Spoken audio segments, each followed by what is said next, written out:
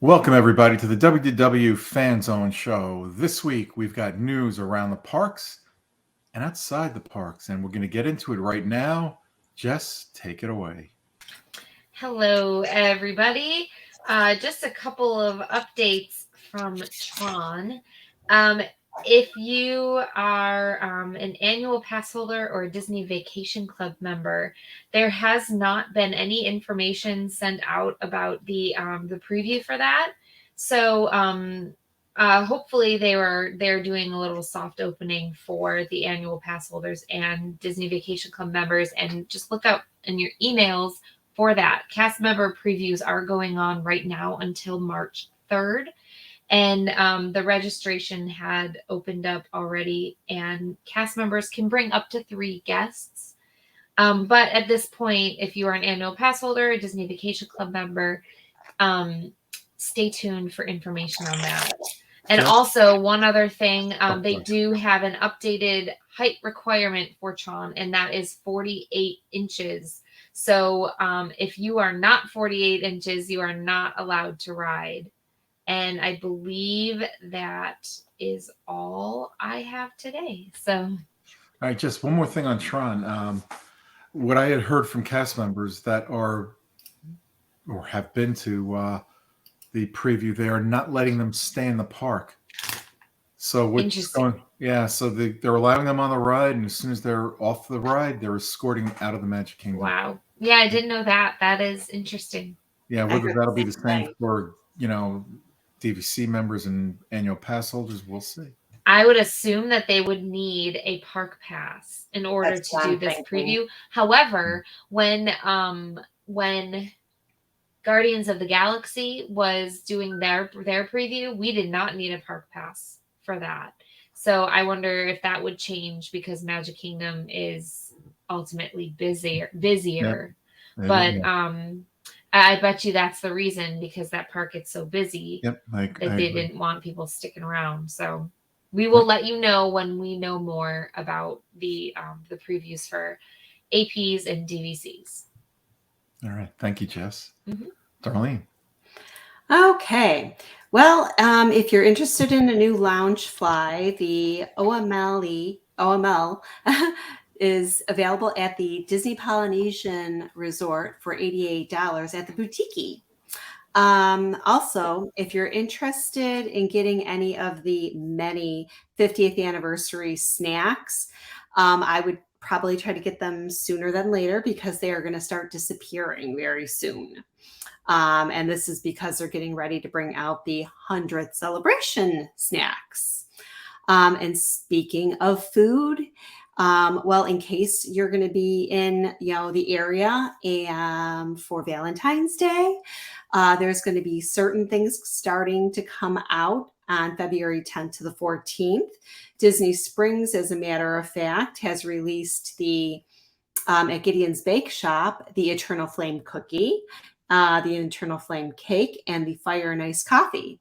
Everglazed Donuts is going to have a mint chocolate chip donut. Swirls on the Water is going to be doing a red velvet cone along with a Rosa Regal Dole Whip float, which sounds really good. Amorette's, I was there yesterday, the patisserie, and I enjoyed a lovely hazelnut eclair. It was so delicious and so fresh. I was there with my old boss, Lee, that I worked with, and he got the same thing, and he said it was so good. So definitely try their Peter Pan Petite Cake. That's going to be available on 2/9. Also, they're going to have a Valentine's Enchantment and a Beauty and the Beast cake, a strawberry cheesecake, an Amorette's Heart, a raspberry eclair, which I really want to try, and a Little Love of Strawberries. Sunshine Churros is going to do a Valentine's XOXO churro. Cute, isn't it? Sprinkles Cupcake is going to have a raspberry chocolate chip cupcake, a Heartthrob. Oh my goodness, I can't talk today. Red velvet cupcake. That's going to be from 1:30 to 2:19. So that one's going to be a little bit longer, which is nice. Not one of my favorite places, but Salt and Straw is going to have some chocolatier series of Franz Almond Gold Bar, a Cloud Forest chocolate, and an mango inspanigo. I don't know, and a dandelion cocoa nibs, and a coffee and love nuts, and is Exquisito Gua Banana Stercolia. I don't know what that is. I went in there yesterday and Lee looked at these names and he goes, "Who would put black pepper in ice cream?" Oh. And I said, "They would." Oh. So can I ask you guys something? Because you're reading some things that are very difficult to pronounce. yeah, and I tried. Doesn't it seem to be the Google. Disney way? It's like they come out with all these different snacks and foods, and they give them these names that it's just like, unless you hear somebody say it right, you're struggling. And I've been practicing this for 2 days. Yeah, good luck. You could practice for 2 weeks. It's not going to help. And it's not you. It's no, it's the difficulty of the names they give them. I know. Homecoming Restaurant has added a spicy cauliflower wings. So I know that a lot of people like doing things with cauliflower. I've had mashed cauliflower as a potato. I'm not picturing wings. When I think of wings, I think of buffalo wings. Don't we, Jess? They're also doing fried pickles, which I heard those were already out. Southern green beans, signature sampler dessert. And they removed the okra fries and the gator bites, which I'm really disappointed about. Then in Animal Kingdom on Valentine's Day at Tiffin's, you can get a chocolate raspberry martini and a flourless chocolate cake duo. I've made a flourless chocolate cake years ago, and it was delicious. So I'm thinking that's going to be really good.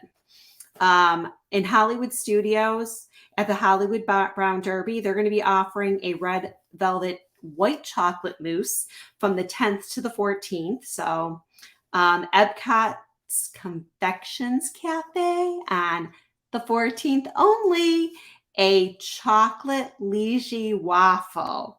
Yum, yum. At Regal Eagle Smokehouse and Crafts and Barbecue Restaurant, they've added a burnt ends fries. I want to try those too.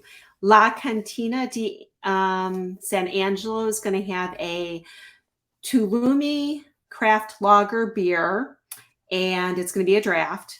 Then at La Cava de Tequila, they're going to add the Lily Margarita Love Edition. Be sure to check out at the resorts too, because I know they will probably throw some of these desserts in there also. And I know maybe Joffrey's too at some of the locations will have like a special donut that day. And you know how big those Joffrey's donuts are. They're like good sized donuts. And where they get them from too. So we do. But that's all my news for today. All right. Thank you very much, Darlene. And in other Disney news, what have I got here for you? Disney World Star Wars Galactic Star Cruiser Resort is offering guests a $700 discount. The resort normally goes for approximately $5,000 for a 2-night stay. So take advantage of that discount while you can for those who've been dying to get into the to the Star Wars galaxy. Disney's Aulani Resort in Hawaii is offering military service members up to 30% discount for a 2-night. It's a 2-night or more stay for most Sundays. I can't even talk. For most Sundays through Thursday from April 16th to June 1st. Disney Junior fans, starting March 24th, Dino Ranch Live will begin its tour in over 60 cities in North America, and that includes Detroit, Chicago, Long Beach, and Orlando. The show features the Cassidy family along with their junior ranchers, John, Min, and Miguel, with their dino buddies, Blitz, Clover, Tango, and Tim Horn Trio. Tour dates along with ticket and VIP package information and pricing is available on their website, which is www.dinoranchlive.com. The 65th annual Grammy Awards were held on February 5th, and Encanto, which was up for 3 Grammys, won all 3. The film was awarded Best Compilation Soundtrack for Visual Media.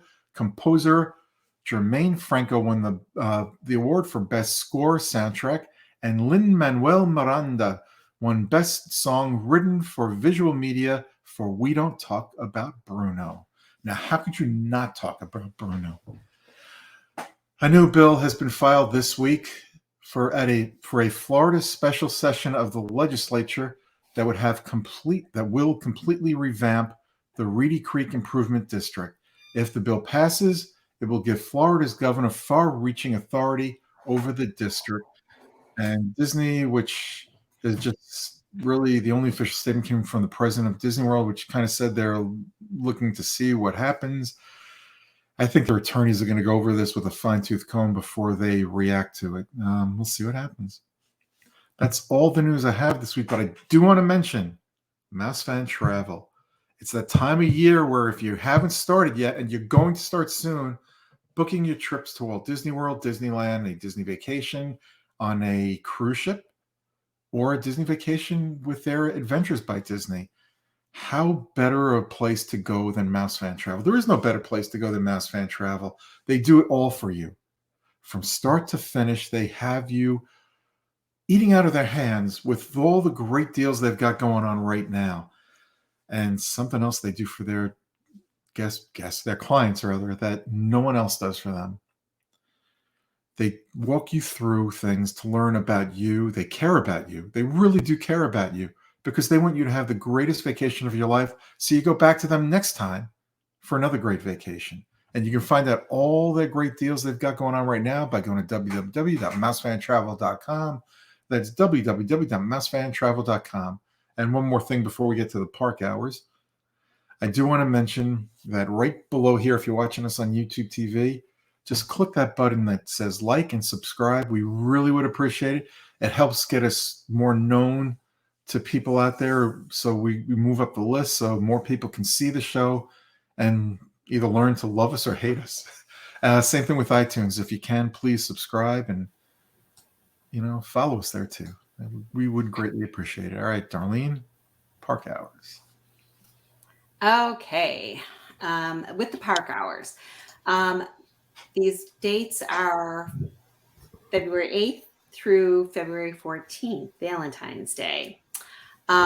Magic Kingdom tomorrow, Wednesday, will be open from 8 a.m. to 10 p.m.